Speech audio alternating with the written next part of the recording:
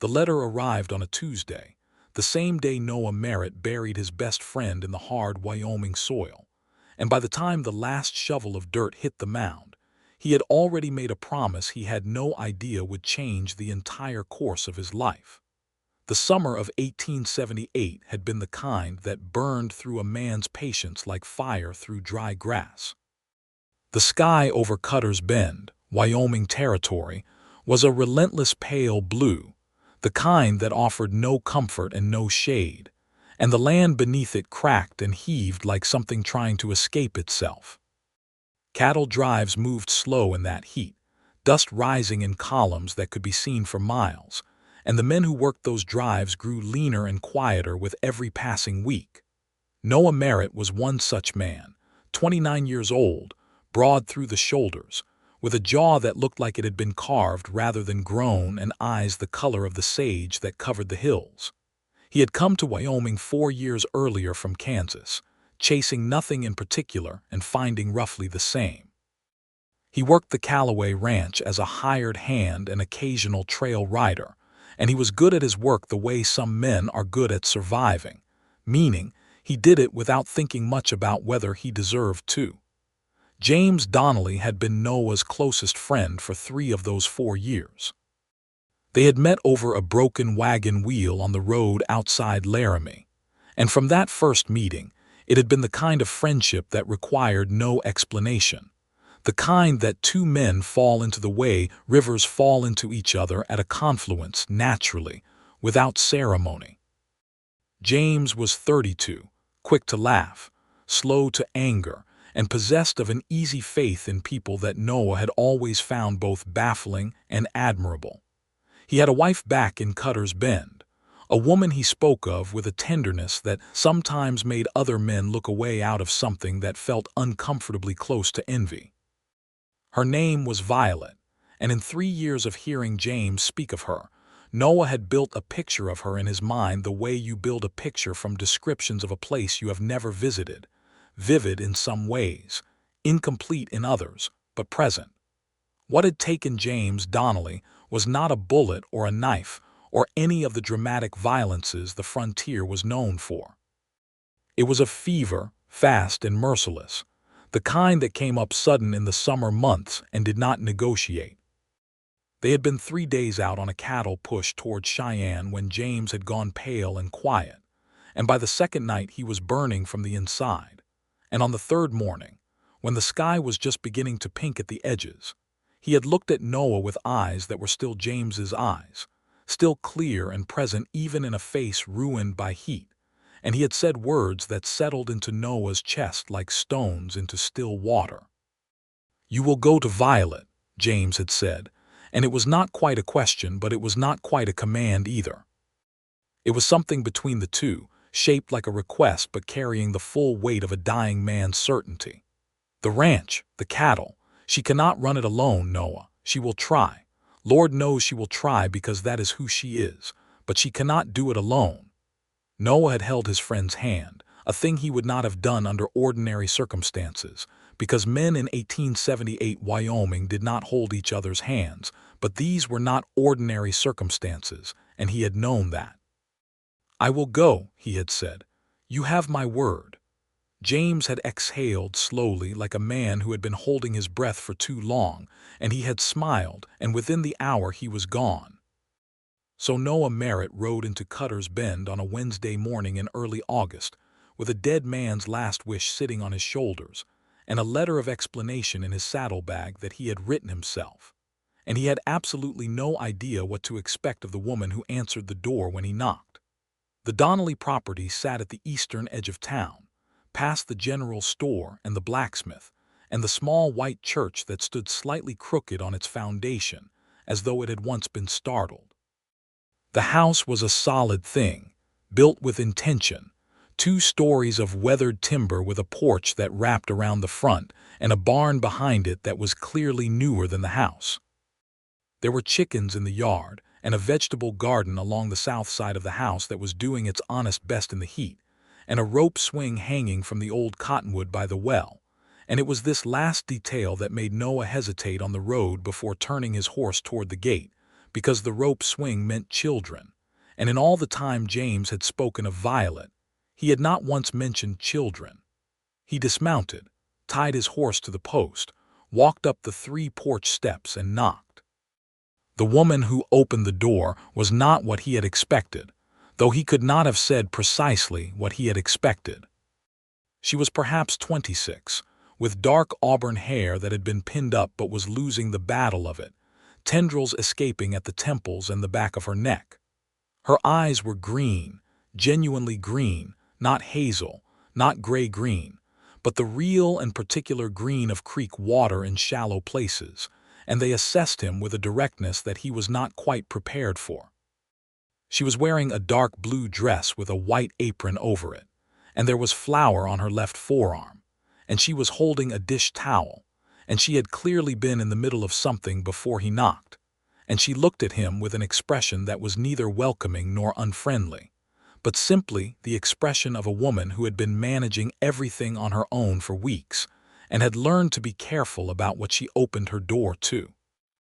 "Mrs. Donnelly," he said, and he took his hat off, which was the right thing to do, and he held it in front of him, and he said, "My name is Noah Merritt.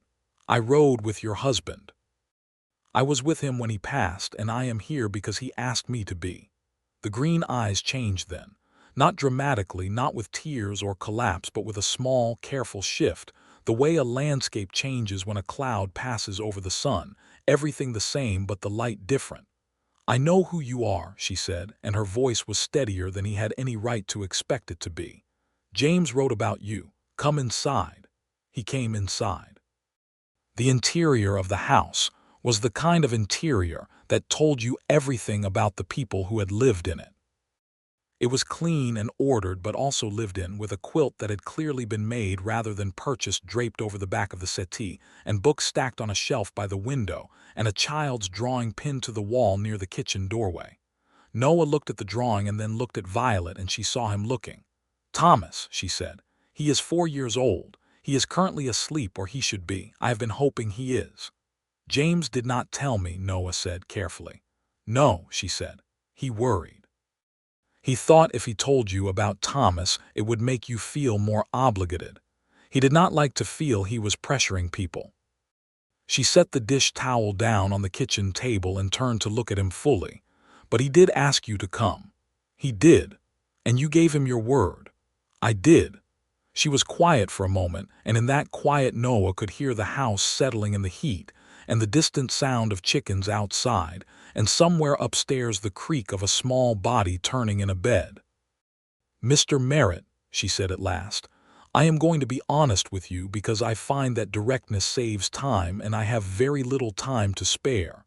I do not need to be saved. I am not fragile.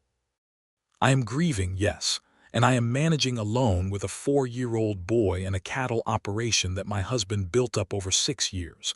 And there are things I do not know how to do and things I am still learning. But I am capable of hard work, and I am capable of learning, and I will not have a man on this property who is here out of pity." Noah looked at her for a long moment. Then he said, "I did not come out of pity, Mrs. Donnelly. I came because I gave James my word, and I do not break my word. Those are 2 separate things." Something shifted in her expression again, a fraction, and she said, "Sit down, Mr. Merritt. I'll put coffee on." He sat. That first conversation in the Donnelly kitchen lasted 2 hours and covered the state of the cattle operation, the outstanding debts, the condition of the barn, the name of every hired hand who had been working the property before James died, and whether any of them were likely to stay now that the owner was gone. It was a practical conversation, conducted with the efficiency of 2 people who both understood that sentiment, while real, did not put food on tables or keep cattle watered. Violet knew more about the operation than Noah had expected. She spoke of the animals with familiarity and the finances with precision, and Noah found himself revising his picture of her rapidly and repeatedly, the way you revise a map when the territory turns out to be more complex than the cartographer had suggested. By the time the coffee was finished, the arrangement had been made. Noah would stay on as ranch foreman, handling the physical operations and the hired hands, with Violet retaining full authority over all decisions. His wage would be reasonable but modest, given the current state of the finances, with the understanding that it would improve as the operation recovered. He would sleep in the bunkhouse, not the house, and he would eat his meals at the bunkhouse unless specifically invited to the house, which Violet made clear would happen when it happened and not before. "One more thing," she said, as he rose to leave. "Thomas does not need another man to leave him, so please be certain you intend to stay before you let him get attached. I would ask that of you above everything else." It was the first thing she had said that let him see the grief behind the composure, and it was so precise and so carefully said that he felt it like a hand pressed flat against his sternum. "I understand," he said. He walked out to the bunkhouse, which was empty and smelled of old canvas and dust, and he sat on the edge of a cot in the late afternoon light and thought about what he had gotten himself into, and decided that whatever it was, he was not sorry. The first weeks on the Donnelly ranch were a study in learning to occupy space carefully. Noah was a man who had spent years moving through other people's lives without leaving much impression, a hired hand who came and went with the seasons, and the sudden fixedness of his situation took some adjusting to. He was here to stay, or at least to stay long enough to matter, and that was a different kind of being in a place than he was accustomed to. The work was immediate and demanding. Of the 3 hands who had been working for James, 1 had already left to find work elsewhere, and the 2 who remained, a grizzled older man named Pete Burrow and a younger Mexican hand named Carlos Reyes, who was perhaps 20 and had been with the Donnellys for 2 years, were both watchful of Noah in the way men are watchful of a newcomer whose authority they are not yet sure they accept. Noah did not try to assert himself with words. He got up before them, worked longer, did the tasks no one wanted to do without comment, and within 10 days they had settled into something that resembled a functional unit. Violet watched all of this from a distance that was careful but not cold. She appeared in the barn doorway in the mornings with questions about the day's work, and Noah answered them plainly, and she listened with the focused attention of someone who was genuinely filing information away rather than simply performing interest. She brought water out to the yard when the midday heat was at its worst, and she did it for all of them, Noah and Pete and Carlos, without distinction, which he noticed and which told him something. She treated the people on her property as people. Thomas appeared on the 4th day, materializing at Noah's elbow while he was mending a section of fence near the house, and standing there with the absolute confidence of a 4-year-old who has not yet learned to be uncertain about his own welcome. "You are very tall," Thomas said. "I am," Noah agreed, without stopping his work. "My papa was tall," Thomas said. Noah stopped his work. He looked down at the small boy who had James's coloring, dark hair and brown eyes, but Violet's directness in his face, that same quality of looking at you as though he intended to understand you. "He was," Noah said. "I knew him. He was a good man." Thomas considered this with the serious expression of a child absorbing important information. Then he said, "Mama cried last night. She did not think I could hear, but I could hear." Noah did not know what to say to that, and he had enough sense to know that saying the wrong thing would be worse than silence, so he stayed quiet for a moment, and then he said, "It is all right to cry. It means you loved someone." Thomas looked up at him. "Do you cry?" "Sometimes," Noah said, which was more honest than he would have been with anyone over the age of 10. Thomas nodded, as though this confirmed something he had suspected, and then he picked up a spare piece of fence rail and offered it to Noah as a helper, and Noah took it, and they worked together in companionable silence for half an hour until Violet came to the fence and retrieved her son with a look at Noah that was part apology and part assessment. "He does not bother you," Noah said. It came out as a statement rather than a question, and Violet paused. "No," she said, "he does not." She took Thomas's hand and walked back toward the house, and Noah watched them go and felt something he did not immediately have a name for.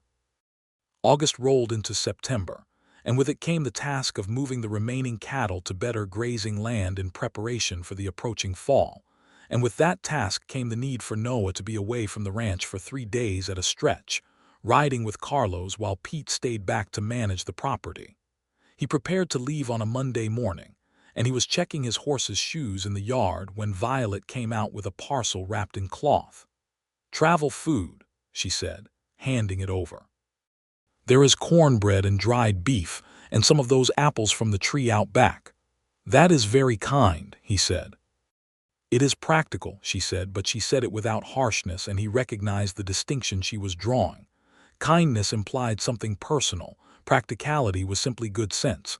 She was not yet ready to admit to the personal. "I will be back by Thursday," he said. "If I am not, there is a problem at the South Pasture, and you should send word to the Callaway Ranch. They will come." "I know the Callaways," she said. "I am not entirely without resources, Mr. Merritt." "I know you are not," he said. "I am telling you because I said I would tell you where I was going and when I expected to be back. That is what I told you I would do." She looked at him for a moment, and then she said, "You do what you say you will do." "I try." "James was like that," she said, and it came out more quietly than the rest of what she had said, and she looked slightly surprised by her own words, as though they had arrived before she had decided to send them. Noah nodded once and swung up into the saddle and rode out. He thought about that exchange for a long time over those 3 days, riding through the sage-scented emptiness of the Wyoming rangeland with Carlos a half-mile to his left, and the cattle moving ahead of them in the golden early fall light.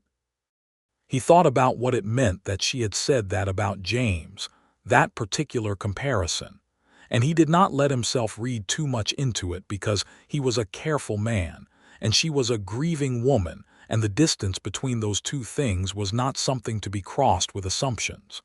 But he thought about it. He came back on Wednesday, a day ahead of schedule, because the work had gone smoothly and the weather had held, and when he rode into the yard, it was late afternoon, and the light was doing that particular western thing it did in September, going all amber and horizontal, and making everything it touched look like something out of a painting. Violet was in the garden, crouching between the rows, doing something with her hands that he could not see from the gate, and Thomas was beside her with a small trowel, doing very much the same thing with great seriousness of purpose. Neither of them had heard him come in. He dismounted quietly and tended to his horse before making any noise, and when he came back from the barn, she was standing at the garden's edge brushing soil from her hands, and Thomas had already spotted him and was running across the yard with his arms wide open, with the total unself-consciousness of a child who has decided you are safe. Noah caught him, swung him up, which produced a shriek of delight that startled the chickens and set him back down, and when he looked up, Violet was watching him with an expression he had not seen on her face before. It was open briefly, like a window before someone remembers to close it, and in that brief opening he saw something that he recognized, something that looked like relief and something that looked like more than relief, and then she closed it and said, "You are a day early." "The cattle cooperated," he said. "They rarely do," she said. "No," he agreed. "They rarely do." There was a pause that was different from the pauses they usually had, something less businesslike and more human in it, and then Thomas grabbed Noah's hand and announced that he had planted onions and needed someone to appreciate this achievement, and the moment passed into the ordinary flow of the evening. But it had happened, and they both knew it. October arrived with the first real cold, frost on the ground in the mornings, and the aspens turning gold on the hillsides in a way that made the whole territory look like something from a dream. The work of the ranch shifted with the season, less about moving cattle and more about preparing for winter, mending structures, laying in feed, checking the animals for the ailments that came with the cold.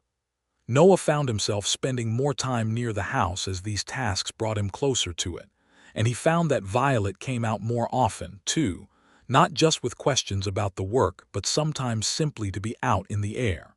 They began to talk. Not the practical, operational talk of the first weeks, but actual conversation, the kind that arises between two people who are discovering that the other one has more depth than the surface suggested. He learned that she had come west from Virginia at the age of 17 with her family, and that her parents had both died of the same fever that had taken so many in those years, and that she had met James Donnelly at a dance in Laramie and married him at 19 and never once regretted it.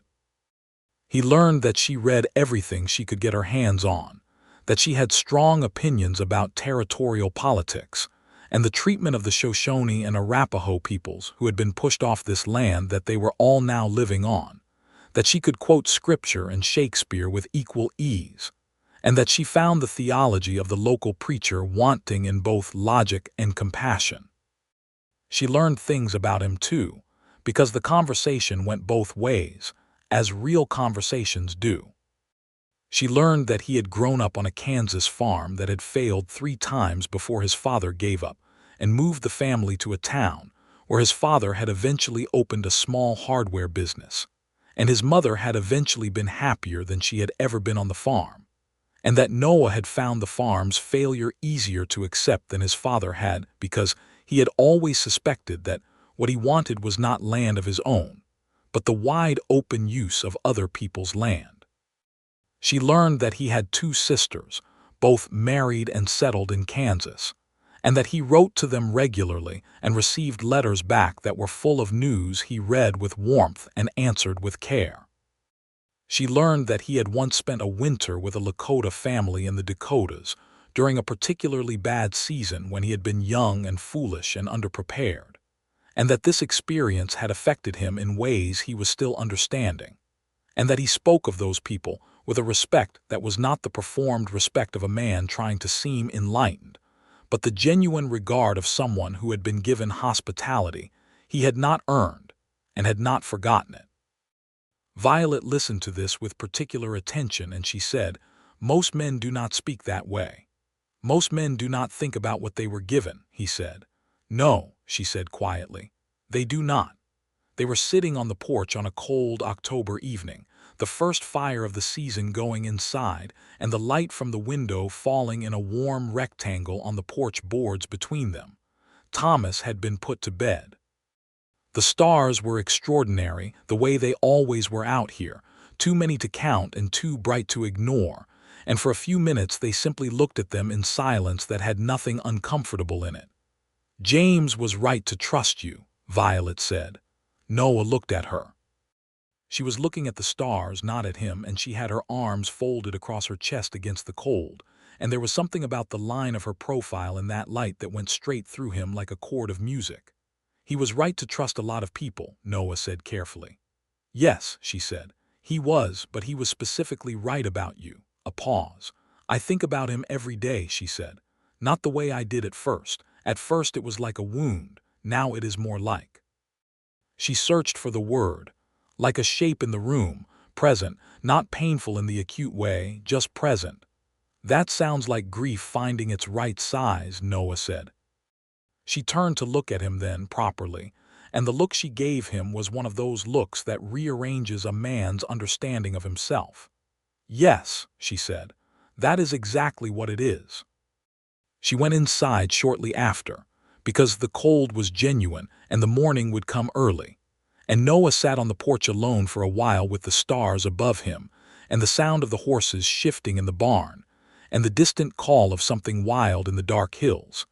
And he sat with the knowledge that had been growing in him for weeks now, since that afternoon when she had compared him to James, since the look over Thomas's head when he had returned early from the cattle drive, since every conversation they had had that had gone somewhere beyond practicality. He sat with it the way you sit with a fire you have not yet decided to build. He was in love with her. Or something was beginning in him that was heading that direction with the certainty of a river heading for the sea, and she was his dead friend's wife, and she had trusted him with her household and her son and her operation, and that trust was not something he was willing to damage for the sake of his own heart. He went to bed and slept badly, and in the morning he got up and did his work, and he did not say anything. November brought a hired hand problem. The man's name was Dale Ferris, and he had been brought on in late October to help with the winter preparations, a recommendation from a neighboring ranch that had, in retrospect, not been examined closely enough. Ferris was capable enough with cattle, but he had a mouth on him that Noah found troubling from the start, a particular kind of man who spoke about women as though they were property to be managed, and who had made it clear in small but consistent ways that he did not entirely accept taking direction from a widow. Noah had managed it quietly for 2 weeks, having conversations with Ferris that were civil on the surface and clear underneath, the kind of conversations men have when they understand each other. But on a Thursday morning in mid-November, Ferris said something to Violet in the barnyard that Noah did not hear but which he saw the effect of, a small tightening of her jaw and a flash in those green eyes that was briefly not composure but something rower and angrier. Noah walked over. "Ferris," he said. "Just telling the widow how things work," Ferris said, with the particular smile of a man who does not think consequences apply to him. "Get your gear," Noah said. "You are done here." Ferris's smile changed. "You do not own this ranch, Merritt." "No," said a voice behind Noah, and it was Violet's voice, steady as a fence post. "I own this ranch, and Mr. Merritt speaks for me on these matters. Get your things and go." Ferris went eventually, with the kind of departure that involved muttered words and a deliberate pace designed to communicate defiance, and when he was gone Noah turned to find Violet watching him. "Thank you," she said. "Are you all right?" "I am angry," she said, "which is different from not being all right." She paused. "He said I should sell up and go back east where I belonged, that the territory was no place for a woman alone." Noah looked at her. "And what did you think of that?" "I thought he was a coward and an idiot," she said clearly. "And I thought that this is my land, and James built this place with his hands, and I helped him build it, and no one is going to tell me where I belong." Noah felt something warm move through his chest. "No," he said, "no one is." She held his gaze for a moment longer than was strictly practical, and then she said, "I have been thinking about taking on a second cow horse. Pete says the bay gelding from the Morrison place would suit. Would you agree?" He recognized the pivot for what it was, a return to ground she trusted, and he respected it. "I would," he said. "I have seen that horse. He is a good one." They walked toward the house together to look at the figures, and neither of them said anything more about what had just passed, but something had shifted between them again, another fraction, like a door swinging slowly on its hinge. December came cold and fast, the way Wyoming winters do, without much preamble. Snow on the 15th, real snow, the kind that buried the fence posts and turned the road into something you navigated by memory. The work changed again, harder and more immediate, with the cattle needing daily attention and the water sources requiring constant management to prevent freezing. And Noah and Carlos and Pete worked in shifts to keep everything running, coming into the barn for warmth in the worst hours and going back out again when the cold made an opening. Violet cooked for all of them during the worst of it, practical meals that appeared at the bunkhouse door at reliable intervals, and she did it without ceremony, but with an attention to what each of them liked. That was the kind of detail that people noticed. There was always cornbread for Pete, who had mentioned once that his mother had made it. There was always chili in the beans for Carlos, who had not had to ask, and for Noah there was always coffee exactly as he took it, which he had never specified but she had apparently observed. On Christmas Day, which fell on a Wednesday that year, Violet invited all three of them to the house for dinner. It was a real dinner, a roasted chicken and potatoes and winter vegetables, and a pie that Thomas had allegedly helped make and which was, despite this, genuinely good. Pete and Carlos were quiet and grateful in the way men are when they are given domestic warmth they have been without, and Thomas presided over the table with the authority of a host who is 4 years old and sees nothing unusual about this. And Violet sat at the head of the table and talked and listened, and kept everyone's plates full and their cups filled. And Noah sat across from her and watched her and thought that he had never seen anyone manage a table the way she did. with the ease of someone who genuinely wanted everyone at it to be well. After dinner, Pete and Carlos went back to the bunkhouse, and Thomas fell asleep in his chair and had to be carried upstairs, which Noah did because Violet asked him to and because it took no asking at all. He laid the small boy in his bed and pulled the quilt up and stood for a moment looking at him, at the dark lashes on the child's cheeks and the small fist curled under his chin, and felt something he could only describe as a kind of ache, wide and not unpleasant, the ache of wanting something you do not quite know how to want. He came back downstairs and Violet was at the kitchen table with 2 cups of coffee and a look on her face that he had not seen before, open in a way that was different from the other times the window had cracked. She looked like a woman who had made a decision. "Sit down," she said. He sat. "Noah," she said, and it was the first time she had used his given name and they both felt it. "Violet," he said. She wrapped both hands around her cup and looked at the table for a moment and then looked up at him. "I know what this looks like," she said, "and I know what people will say, that it is too soon, that it is not proper. That I am a widow and you were his friend and there are rules about these things." "There are," he said carefully. "I have been thinking about it since October," she said. "Since the night on the porch. I have been thinking about whether what I feel is gratitude or dependence or grief looking for somewhere to go. I have examined it very carefully because I do not want to be a woman who mistakes one thing for another." Noah was very still. "And," he said. "And I do not think it is any of those things," she said. "I think it is something else. I think it is the fact that you are the most honest person I have ever met, and the most careful and the most genuinely decent. And I think I began to feel it very soon after you arrived, and I have been trying to be sensible about it for months."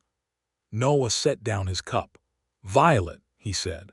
"I am not finished," she said, with a hint of something that was almost humor. "I want to say that I understand if you do not feel the same way, and I want to say that if that is the case I am telling you this because I would rather know and be honest than continue to manage it on my own. I have been managing too many things on my own." The room was very quiet around them. The fire in the kitchen stove was going, and outside the snow was deep and still, and the world beyond the walls of this house was very far away. "I have been in love with you since September," Noah said.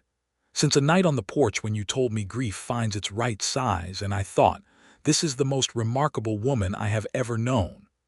The look on her face then was not the controlled, composed look he had grown accustomed to.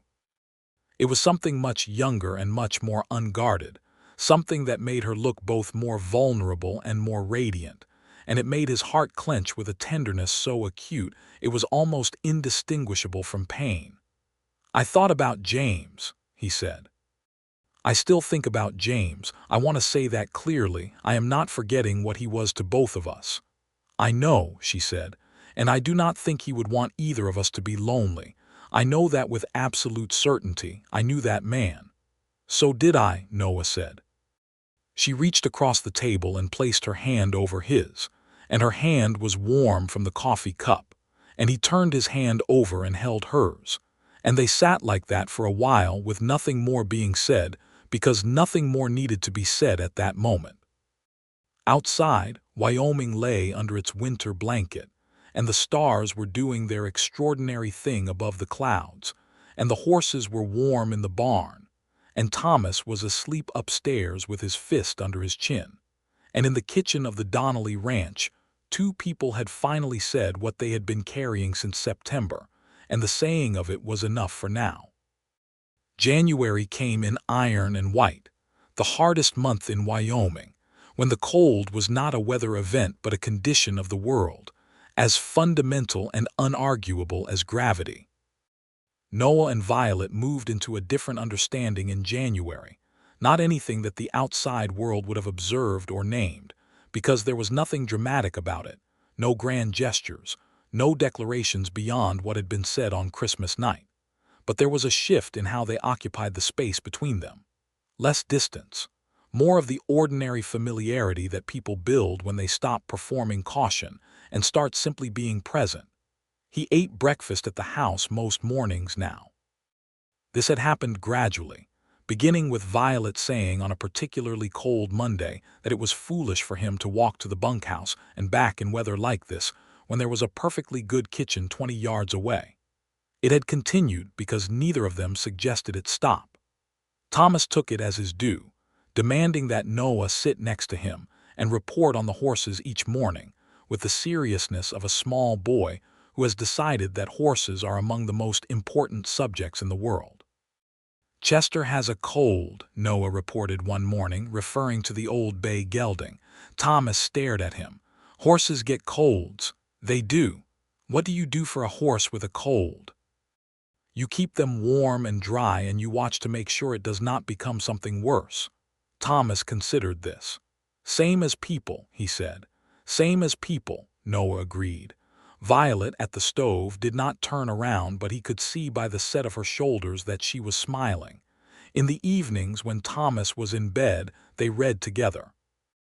Violet had a small collection of books, and she had a habit of reading aloud from whichever one she was working through, and he found this habit so completely agreeable that he had started waiting for it, had started thinking about it during the afternoon work, the way you think ahead to something that you know will be good. She read well, with feeling and pace, and an understanding of the rhythm of sentences that made even the plainest prose into something worth listening to.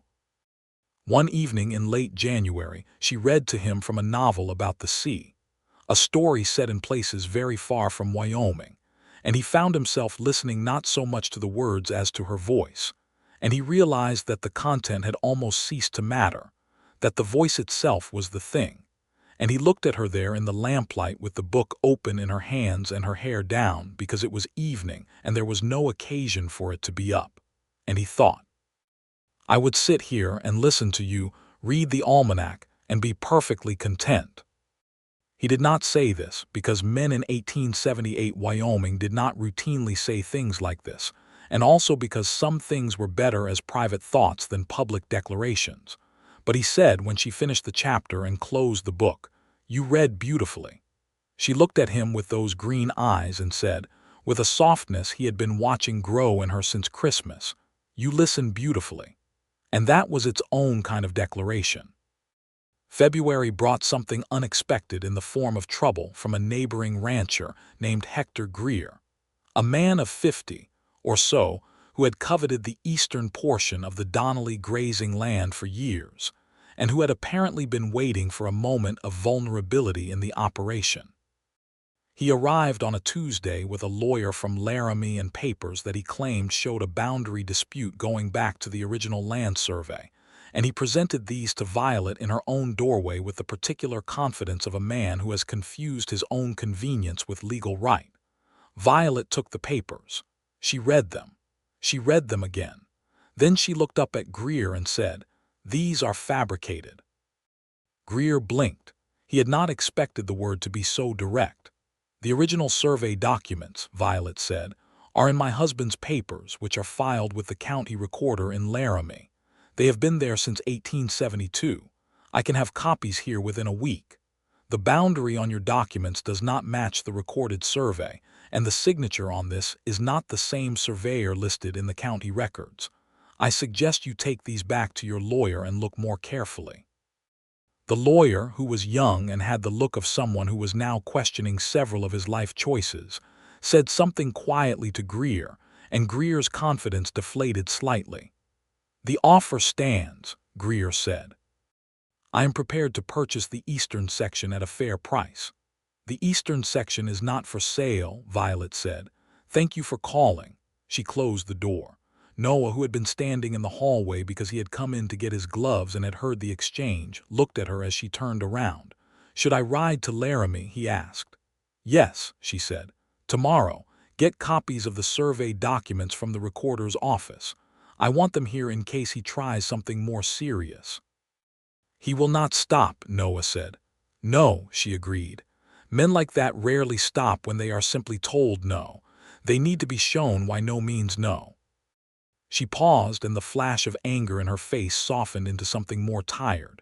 "James dealt with Greer twice before. He told me about it. He said Greer was the kind of man who respected force more than law. And, and I am not in the business of force, she said, but I am very much in the business of law, and I will use every bit of it I have access to. She looked at him. Will you go tomorrow? First light, he said. He went to Laramie the next day and returned with the survey documents, and Violet wrote a letter to Greer through her own lawyer, a capable woman named Margaret Holt who had a small practice in Cutter's Bend, and who Violet trusted absolutely. The letter was specific and clear, and made the legal situation unambiguous, and Greer, faced with the prospect of a county recorder's office full of documentation he could not dispute, retreated. He did not disappear from the horizon, but he retreated, and the immediate threat passed. What this episode did, beyond resolving the practical problem, was show Noah something he had been seeing in pieces but now saw whole. Violet Donnelly was not managing her life in the absence of James. She was building her life forward, actively and deliberately, with James as a foundation rather than as a ceiling. She was not a woman in a story about survival. She was a woman in her own story, and he was in it, and the shape of that story was becoming clearer to him every day. He proposed to her in March. He had not planned to do it the way it happened. He had thought about it, had planned a version of it that was more measured and formal, with the right setting and the right words arranged in the right order. But what actually happened was this. They were in the barn together on a Sunday afternoon in early March, and the light was coming through the high window at the angle it came at that time of year, all silver and clean, and Violet was checking one of the mares who was close to foaling, and she was talking through what she was observing with the focused, precise language she used when she was thinking out loud, and Noah was standing beside her listening and handing her things when she needed them. And at some point in the middle of this he simply said, very quietly, "Violet, I would like to marry you." She stopped. She looked at him over the mare's back with those green eyes that always seemed to be seeing more than they were looking at. "I know this is not the time I would have chosen," he said. "I do not have a speech prepared. I have been planning to say it better. But the truth is that I love you and I love Thomas, and I want to spend my life here, on this land, with both of you. And I do not think the timing of saying it has very much to do with how true it is." The mare shifted and blew, and somewhere outside a crow made a raucous announcement, and the silver light held them both in it. "Noah," Violet said. "Yes. I was going to ask you first," she said. "I had been planning it since February." He stared at her. A smile broke across her face, the full and uncontrolled smile that she rarely allowed herself, and it was the most beautiful thing he had ever seen. "Yes," she said. "The answer is yes. Obviously." He came around the mare and she came to meet him, and he took her face in both his hands the way you would hold something you do not want to drop, and he kissed her, and she kissed him back, and the mare was entirely unimpressed and went back to her business. And outside the crow was still going on about something, and March sunlight fell through the barn window and lit them both, and it was exactly as it was. They were married in April in the slightly crooked white church in Cutter's Bend on a morning when the sky was a blue that had nothing pale about it, a full, deep blue, the kind that means the territory is showing off. It was a small ceremony because neither of them wanted a large one, attended by Pete and Carlos and Margaret Holt, and a handful of Violet's friends from town, including a woman named Eleanor Birch, who had been Violet's closest friend since before James died, and who cried with a generosity that suggested she had been waiting for this for months. Noah's sisters had been written to and could not make the journey on short notice, but had sent letters of such warmth and happiness that Violet had read them, and said they were the best wedding gift anyone had offered. Thomas wore a suit that had been made for him the previous fall and had already grown slightly short in the sleeves, and he stood beside Noah during the ceremony with the gravity of a boy who has been told he has an important role and takes it seriously. When the preacher asked if there were any objections, Thomas said very clearly, "No," into the silence, and everyone in the small church laughed, and the preacher, who had a sense of humor, said, "Well then, I think we may proceed." They said their vows in the old language that the frontier had inherited from older places, the words worn smooth with use but no less true for it. And when Noah took her hand and said those words, he said them to Violet and also, in the private space of his own heart, to James, because it felt right to do both and because James had known when he asked Noah to go to her. Something that Noah himself had only discovered slowly over months of hard work and cold mornings and kitchen fires, and a child's questions about horses. James had sent him not just to keep her safe, but to find the thing he had been missing without knowing he was missing it. Afterward there was food and music in the churchyard, fiddle music played by an old man named Samuel Crow, who had been playing at events in Cutter's Bend for 30 years and showed no sign of stopping. And there was dancing on the packed earth of the yard. And Violet danced with Noah and with Thomas and with Alina Birch and with Pete and with Carlos. And she danced the way she did everything, with full attention and full presence. And Noah watched her dance with everyone else and felt something that was uncomplicated and whole, a happiness without qualification. That spring and summer were the best Noah had known. The ranch found its rhythm, the combination of Violet's management and Noah's operational skill, and the steady work of Pete and Carlos producing results that showed in the books by August in a way that made Violet set down the ledger and say, quietly, James would have been pleased. He would, Noah said. He would also have taken full credit for it. She looked up at him sharply and then laughed, a real laugh, the kind that involves the whole face, and said, he absolutely would have. They talked about James sometimes, and it was not the careful, weighted talk of people managing an absence. It was the easy talk of two people who had both loved the same man and knew that loving him was not in competition with loving each other. Thomas asked questions about his father that were sometimes answered by Violet and sometimes by Noah, and there was a quality to these conversations, an honesty and a warmth, that Thomas absorbed the way children absorb the things that are consistently present around them, deeply and permanently. In September, Violet told Noah she was expecting a child.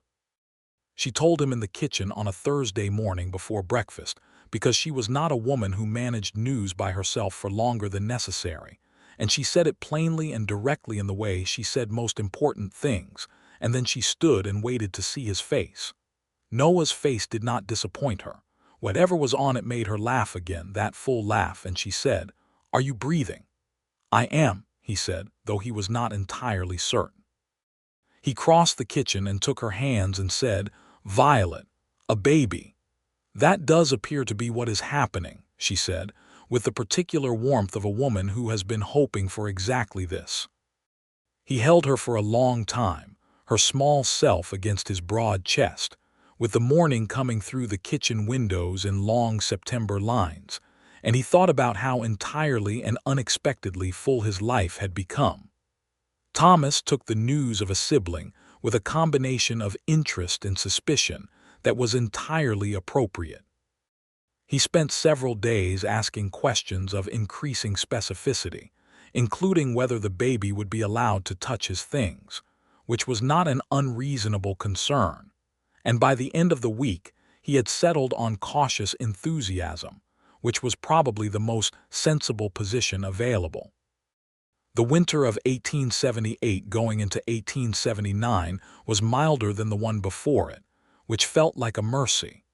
The ranch was in good shape, the finances were sound, and the household had settled into the particular ease of people who know each other well enough to be quiet together. Carlos had become part of the family in the way that long-term hands sometimes do, and he and Thomas had a friendship that expressed itself primarily through Carlos teaching Thomas words in Spanish, and Thomas repeating them with great enthusiasm and imperfect pronunciation. Pete had developed the habit of leaving small carved wooden figures on the porch for Thomas, animals and birds made from bits of pine, and Thomas had an entire collection of them lined up on his windowsill. Noah and Violet had their disagreements, because they were two people with strong opinions, and the disagreements were as much a part of their reality as the evenings on the porch and the kitchen mornings. They disagreed about whether to take on additional land to the north, Violet favoring caution and Noah seeing an opportunity, and they talked it through over several evenings and landed somewhere in between, purchasing a smaller acreage than Noah had wanted but more than Violet had initially offered. They disagreed about the education available to Thomas in Cutter's Bend, which was limited, and Violet had strong feelings about expanding it, and she eventually organized a small school with two other mothers in town, hiring a young teacher from Cheyenne who arrived in early spring and changed several things, including, eventually, the educational prospects of every child in the area.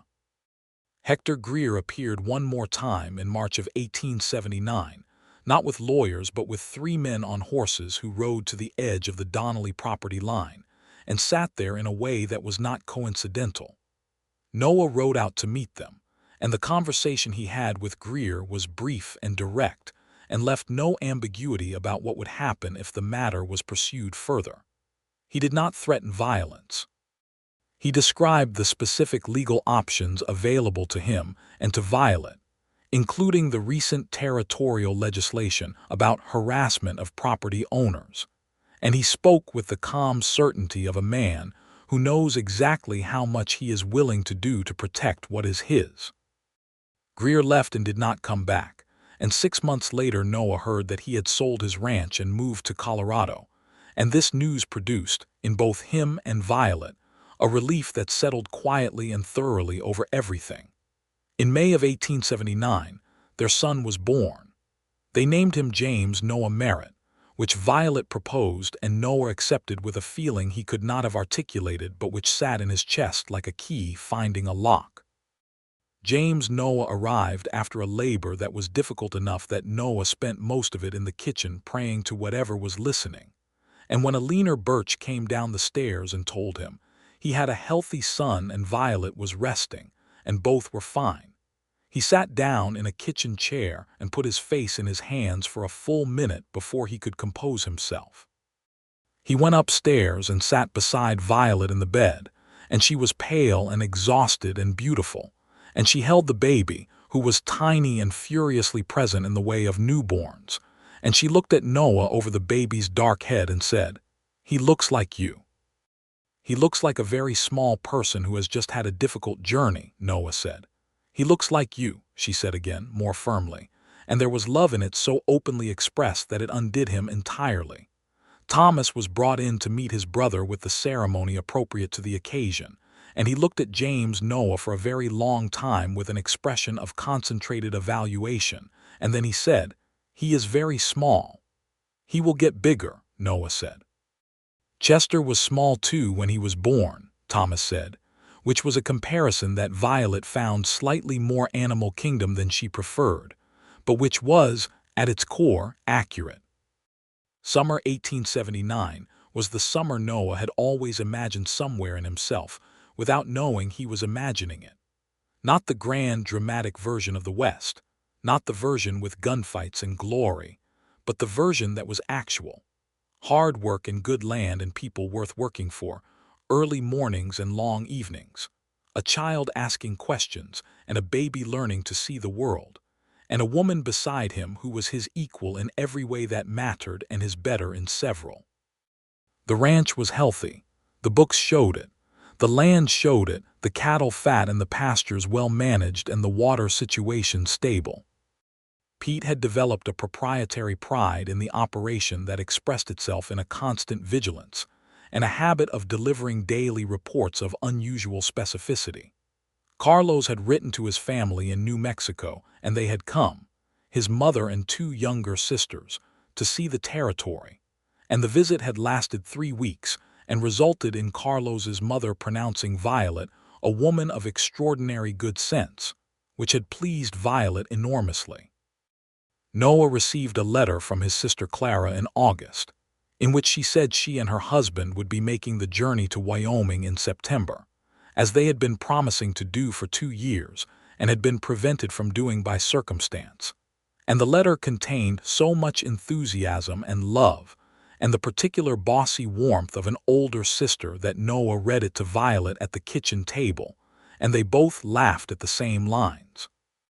Clara arrived with her husband Robert on a Thursday in late September, and the reunion was what reunions are when genuine affection has been maintained across distance, loud and warm and slightly chaotic.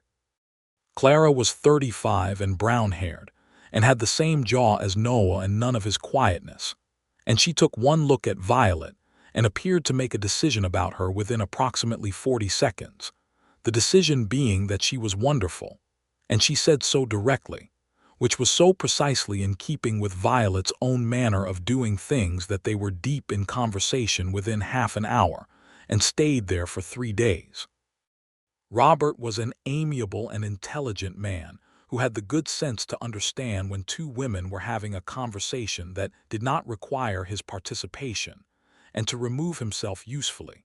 And he and Noah spent those 3 days in the way of men who have comfortable silences available to them and know how to use them, working alongside each other and speaking when there was something worth saying. Clara held James Noah with the practiced ease of a woman who had 3 children of her own, and the baby regarded her with the focused attention of someone encountering a new kind of person. And Thomas gave her a full report on every relevant subject, including the horses and his collection of carved animals, and the Spanish words Carlos had taught him. On the last evening before Clara and Robert left, the adults sat on the porch in the September dark, the same porch where Noah and Violet had first really talked, and the stars were doing what they always did, and James Noah was asleep inside in the cradle that Noah had built during the winter from good Wyoming pine, and Thomas was asleep upstairs, and the night was cool and still. "I am glad you stayed," Clara said to Noah. She said it simply, the way she said most things without decoration. "So am I," he said. "James would have been glad," Violet said. She said it without difficulty, without the careful management of feeling that she had once required to say his name in certain contexts. She said it the way you say a true thing that no longer requires any particular tenderness in the saying, because it has found its permanent place. "He would have been insufferably pleased with himself," Noah said. Violet laughed. "He absolutely would have been." Clara looked between them with the expression of a woman who has been watching two people be happy together and finds this an entirely satisfying thing to witness. They sat a while longer with the stars above them and the land around them, and the particular peace that comes not from the absence of difficulty, but from the knowledge that difficulty is survivable and has been survived repeatedly, and that the people beside you know this too. Clara and Robert left the next morning with the kind of farewell that was warm without being prolonged, the farewell of people who know the separation is real but not permanent. Clara held Violet's hands and said something quietly that Noah could not hear, and Violet smiled and said something back, and they embraced with the ease of women who have decided to be friends with the totality of their being. The autumn of 1879 passed in the rhythm that the ranch had established, the rhythm of a living thing that had found its pace. The cattle were moved to winter pasture in October. The preparations for cold were made with the efficiency of people who had done them before and knew what was needed. And the house was warm and full of the specific sounds of a household with 2 children, a baby's periodic announcements, and a 5-year-old's running commentary on everything. Thomas had started at the school that Violet had helped organize, and he took to it with the enthusiasm he brought to most things, coming home with his head full of information that he delivered to whoever would listen with a repertorial energy that was clearly going to express itself throughout his life. Noah attended his first school recitation in November and sat in the back of the small room that served as a schoolhouse and watched Thomas stand up and recite a poem he had memorized and thought, with a fullness of feeling that was by now familiar to him, that whatever else the years brought, this was already enough. But there was more. There was always more, which was the nature of living forward. In the spring of 1880, Violet announced that she was expecting again, and this time she said it over breakfast with Thomas present, and Thomas looked up from his eggs and said, with the considered air of a child who has learned from experience, Will this one also look like father? Possibly, Violet said, with perfectly maintained composure. James Noah looks like father, Thomas confirmed. I look like mama. It would be better if this one looked like someone different so we have more variety. Noah and Violet did not look at each other because if they looked at each other they would laugh, and Thomas would consider the laughter instructive, and the instructing of Thomas on the wrong subjects was always a risk. The pregnancy was easier than the first, and the waiting was easier, because Noah knew now how to wait and what it would bring, and Violet was in good health and good spirits. The baby arrived on a November evening when the first snow of the season was coming down outside the bedroom window, which felt appropriate, and she was a girl, small and dark-haired, and they named her Rose. James Noah, who was now 18 months and had become an extremely verbal person, announced baby when presented with Rose, and then attempted to pet her like one of Pete's carved wooden animals, and had to be redirected, and Thomas, now 5 and of a serious turn of mind, held his sister with great care and deliberate gentleness and said, "Hello, Rose," with such dignity that it made Violet's eyes fill with tears. "You have given me a lot," Violet said to Noah that night quietly, with Rose asleep in the cradle and the snow outside and the lamp burning low. "You have given me everything," he said, which was not a thing he had planned to say but which was simply the truth, stated plainly, in the way he had learned to say true things from the woman beside him. She leaned against him, her head on his shoulder, and he held her, and the baby slept, and the snow came down over the ranch and over Cutter's Bend and over all of Wyoming, blanketing everything in the white quiet that was the territory's particular mercy, this annual covering over of the hard-used year, this clean beginning. The promise he had made at a graveside in August of 1878 to a man he had loved like a brother had brought him here, to this house, to this woman, to these children, to this life that was more than he had known to want. He had kept his word because he was a man who kept his word, and what keeping it had cost him was nothing and what it had given him was everything. And somewhere in whatever place the dead go, he believed that James Donnelly knew this and was, insufferably, pleased with himself. The years after Rose's arrival folded into each other with the unhurried ease of a place that knows what it is. 1881 was the year Carlos finally stopped talking about going back to New Mexico and admitted, when pressed by Violet over supper one evening, that Cutter's Bend was where he intended to stay, and the announcement was received with the satisfaction of people who had suspected this for quite some time. Pete, who was getting older and slower but whose knowledge of cattle was encyclopedic, and whose carved animals had expanded to include a small fleet of horses that James Noah could now name by species, had developed a habit of sitting in the kitchen of an evening and playing checkers with Thomas, losing with philosophical grace and teaching the boy, whether he intended to or not, that defeat handled well was not without its dignity. Noah had taken on the additional northern land they had purchased and was managing it with the help of 2 more hands, making the Donnelly operation, now called the Merritt Ranch by most people in Cutter's Bend, though Violet had quietly kept the original name on the legal documents out of respect for James's work in building it, one of the more successful mid-sized cattle operations in the county. He and Violet had a partnership that was both professional and personal in the way that the best partnerships are, each one knowing the other's mind well enough to complete its sentences, and disagreeing with enough frequency to keep things honest. Thomas, at 7, had developed a passion for horses that expressed itself in a detailed knowledge of every animal on the property, and a riding skill that made Noah, who was himself a capable rider, occasionally stop what he was doing just to watch. James Noah, at 3, was loud and joyful and possessed of a stubbornness that Violet recognized with a combination of pride and resignation as having come from her. Rose was the balance of the 3, a watchful, laughing baby who seemed to have arrived knowing something about the world that she was taking her time revealing. In the spring of 1882, Noah received word that his other sister, Anna, was coming west with her husband and their 2 children to settle in Wyoming territory. Not in Cutter's Bend, but in a town 50 miles east.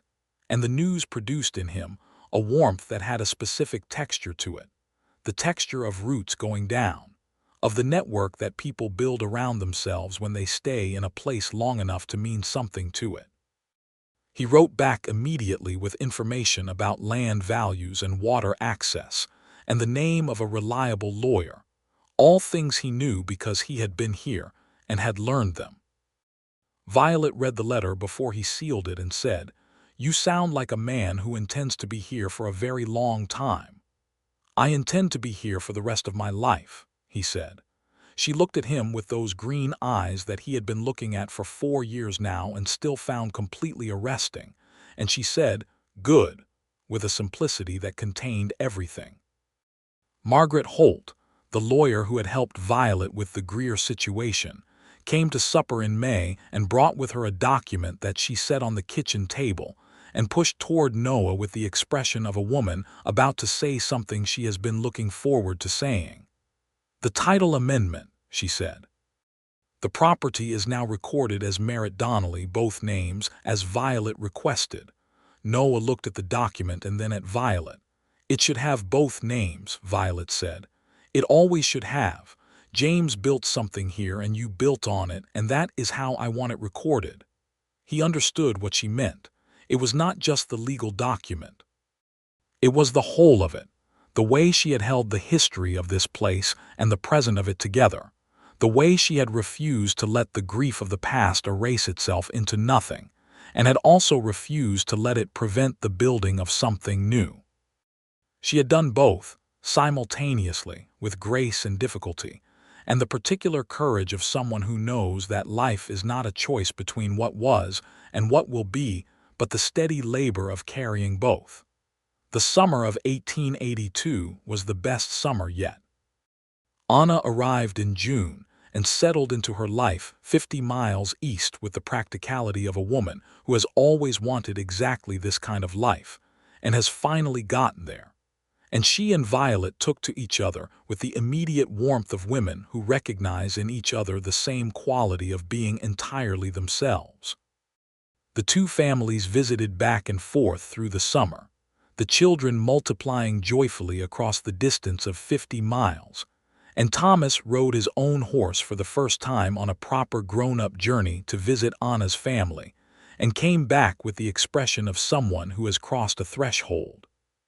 Pete taught James Noah to fish in the creek at the bottom of the east pasture, an event that James Noah recorded as possibly the best day of his life, and Noah watched from a distance as the old man and the small boy sat on the bank with their lines in the water and thought about all the things that were quietly being passed along in this place, the patience and the knowledge and the care, person to person, the way things pass that are worth keeping. One evening in late August, after the children were in bed and the house was quiet, and the evening was the kind of warm, soft evening that August sometimes offers as a parting gift before it lets September in, Violet and Noah sat on the porch, the way they had sat on 100 evenings, and the stars were doing what they always did, and the land around them was the land they had worked and were still working. And somewhere in the dark, the cattle moved, and the horses shifted in the barn, and somewhere a night bird made a sound that was as old as the territory. Violet leaned her head back against the porch post and looked up at the stars and said quietly, "I think about that first day sometimes, when you knocked on the door." "And," he said, "and I think about how frightened I was," she said. "Not of you, of everything, of all of it. The debt and the cattle and raising Thomas alone and whether the land would hold and whether any of it was going to be all right." "Was I frightening?" he asked. "You were very tall and very serious and you held your hat in front of you like a shield," she said, and the humor in her voice was warm and private, the kind of humor that belongs only to 2 people. "I was terrified," he admitted. "I had no idea what I had ridden into. And now," she said.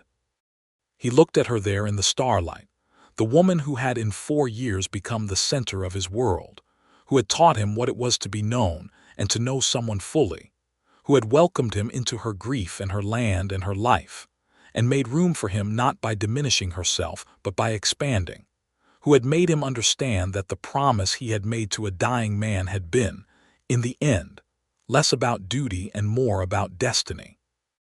Though he would not have used a word like destiny because he was a practical man, but there it was. Now, he said, I cannot imagine anywhere else. She reached over and took his hand, and they sat in the warm August dark with the territory around them and the lives they had built inside the house behind them. And it was, in the way of things that are true and good and hard-won, exactly enough. The stars did what they always did, which was shine without asking permission over everything below them, the good and the difficult alike. And the land held what it always held, the bones of the people who had come before and the seeds of what was coming. And two people sat on a porch in Cutter's Bend, Wyoming, in the summer of 1882, and they were home.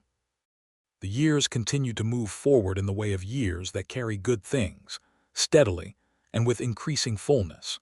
Thomas grew into a young man of intelligence and purpose, the kind of person who made the people around him better by his presence, and he had his mother's directness and his father James's laugh, and he had something that was all his own too, a particular quality of seeing people clearly and generously at once, which was perhaps what happened when a person was loved honestly from the beginning. James Noah grew loud and strong and funny, with Violet's green eyes and Noah's jaw, and a personality so distinctly his own that it made both his parents simultaneously proud and slightly overwhelmed. Rose grew watchful and warm, and when she was old enough to ask questions about James Donnelly, she asked them with a historian's precision, and listened to the answers with a heart that was entirely open. The community of Cutter's Bend changed around them, as communities do, new people arriving, some old ones leaving, the territory making its slow march toward statehood. Noah watched it change and felt himself woven into it in the way of a person who has stayed, who has been present for the changes and contributed to them, who has made themselves into something the place holds rather than someone who merely passes through. He visited James Donnelly's grave each year on the anniversary of his death, and he did not do it with heaviness, but with the simple respect of a man who knows what he owes and is glad to pay it. He sat beside the marker for a few minutes and was quiet, and in that quiet he told James what the year had held, the children growing, the land doing well, the ranch moving forward. He did not pretend he could be heard because he was a practical man, but he said the things that needed saying, and he was grateful every time with a gratitude that had no complicated feelings knotted into it, only the clean, simple kind. Violet sometimes came with him and sometimes did not. When she came, she brought wildflowers from the field by the creek, and she stood quietly and held Noah's hand, and then they walked back together through the sage and the morning light, and it was a thing they did, and it was right. And so the story of Noah Merritt and Violet Donnelly Merritt and the Merritt-Donnelly Ranch settled into the territory of Wyoming like water settling into good soil, taking root, spreading quietly, becoming part of the landscape, permanent in the way of things that are tended and loved, and built with the understanding that what matters is not the dramatic moment of beginning, but the long, ordinary, extraordinary work of staying. He had given his word to a dead man, and he had kept it every day, in every form the keeping had required. And the man's widow had been the reason he kept it, not in the way James had intended, or perhaps exactly in the way James had intended, knowing something about his friend that his friend had not yet known about himself. The widow had been the reason because she was the reason, the living reason, the warm and specific and irreplaceable reason that a word given in grief had turned into a life built in love. The stars over Cutter's Bend did not know any of this, being stars, and the land did not know it either, being land. But the people did. The people who had been there, and the children who came after them, and the children's children who would hear the story one day in the way that good stories travel, from the people who lived them to the people who needed to hear them, down through the years like water finding its way, always finding its way forward.